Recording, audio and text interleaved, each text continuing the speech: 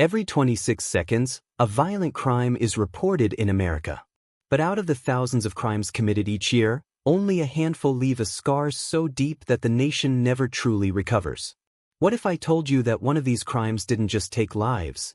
It rewrote the very definition of horror for an entire generation. What if I told you that behind the most disturbing crime of the century was not just one killer, but an entire cult devoted to chaos, murder, and a warped prophecy inspired by a Beatles song? This is Crimebot Chronicles, and tonight, we dive into the darkest corners of American history. Join me as I peel back the layers of the Manson family murders, one of the most shocking and disturbing crimes the world has ever witnessed. Subscribe. And make sure to stay with me till the end, because the truth might just be more twisted than fiction. The summer of 1969. While America was celebrating the moon landing, dancing to Woodstock, and dreaming of peace, something sinister was brewing in the Hollywood Hills. On the night of August 8th, a group of strangers crept into a lavish home at 10050 Cielo Drive. By morning, 5 people would be dead in a scene so gruesome, even hardened detectives wept. Among the victims was Sharon Tate, an actress, model, and the wife of famed director Roman Polanski.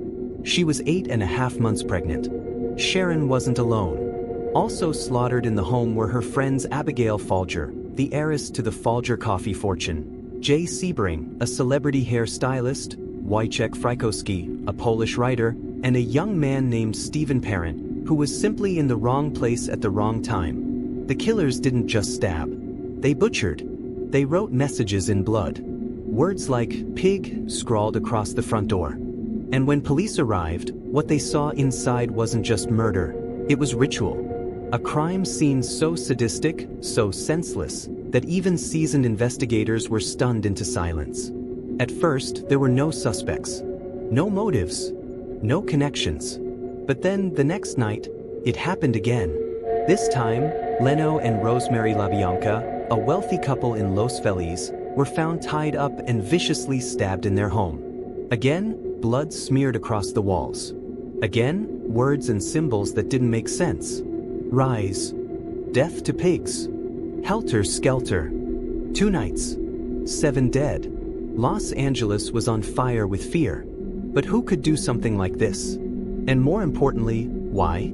Enter Charles Manson, a failed musician, a former convict, a man with a magnetic personality and a terrifying vision. Manson believed the world was heading toward a violent race war, what he called helter skelter. He was convinced that by committing a series of brutal murders and blaming them on Black Americans, he could ignite the apocalypse he wanted, and in the ashes, he and his followers would rise to power. You heard that right. Charles Manson, a man who spent most of his life in prison, managed to convince a group of mostly young women, some barely out of their teens, that he was a prophet, that the Beatles were speaking to him. That killing was the path to salvation. And worst of all, they listened. The so-called Manson family lived at an abandoned movie set called Spahn Ranch. They dressed in ragged clothes, took drugs, and followed Manson's every word like gospel.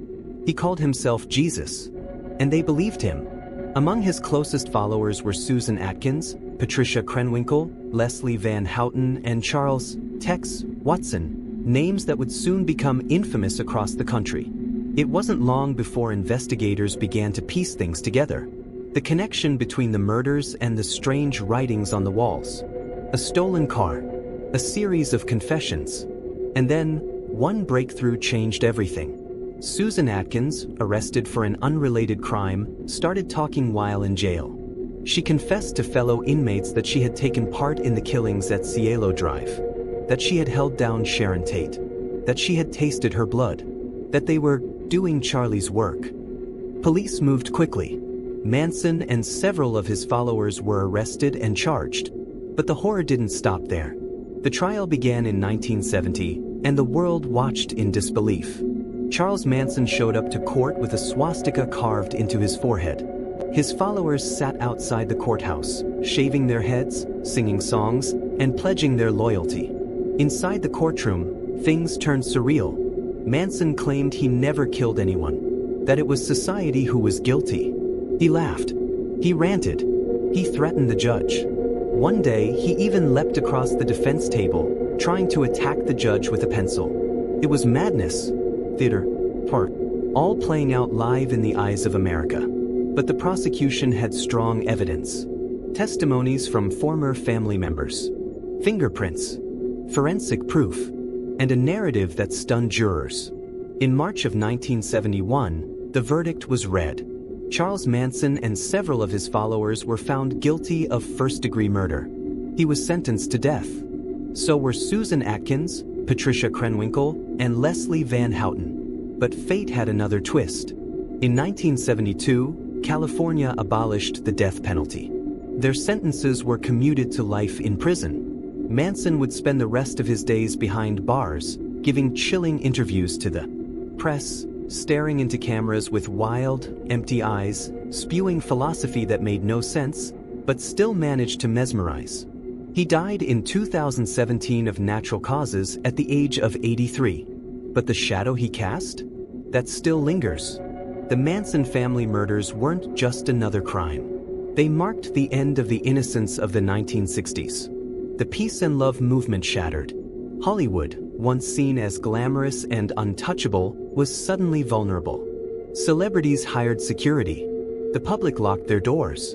And cults, once viewed as harmless communes, became synonymous with danger and death. There's something chilling about how ordinary the killers were. They weren't monsters in the traditional sense. They were young, attractive, smiling. Girls from middle-class homes who ended up stabbing strangers to death because a manipulative man told them it was their mission. And what about Sharon Tate? A rising star. A new mother. Her life was taken in such a violent, senseless way that even decades later, the pain remains. Her husband, Roman Polanski, never recovered emotionally. Her family fought for victims' rights.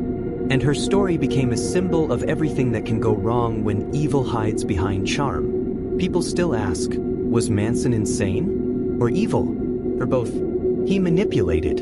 He lied. He never showed remorse. And yet, he didn't actually wield the knife.